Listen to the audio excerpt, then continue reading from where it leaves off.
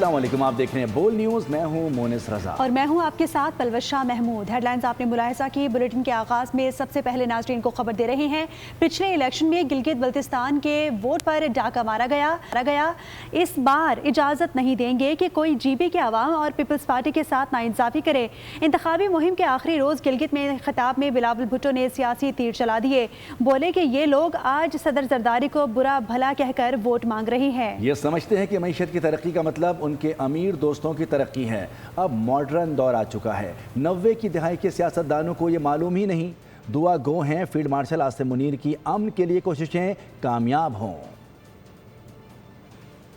آپ کو یاد ہوگا کہ کس انداز سے آپ کی سیٹ چھینے گئے تھے، آپ کے ووٹ پہ ڈاکہ مارا گیا تھا، مگر اس دفعہ آپ کا ووٹ کا تحفظ کریں گے۔ کسی کو یہ اجازت نہیں دیں گے کہ آپ کے ساتھ کوئی ناانصافی ہو۔ یہ ممبرز الیکشن صدر زرداری کا برا بھلا کہہ کے ووٹ مانگ رہے ہیں۔ اب ماڈرن دور آ چکا ہے، یہ 90 کی دہائی کے سیاستدان کو معلوم ہی نہیں ہے۔ یہ سمجھتے ہیں کہ معیشت کی ترقی کا مطلب ان کے امیر دوستوں کا معاشی ترقی۔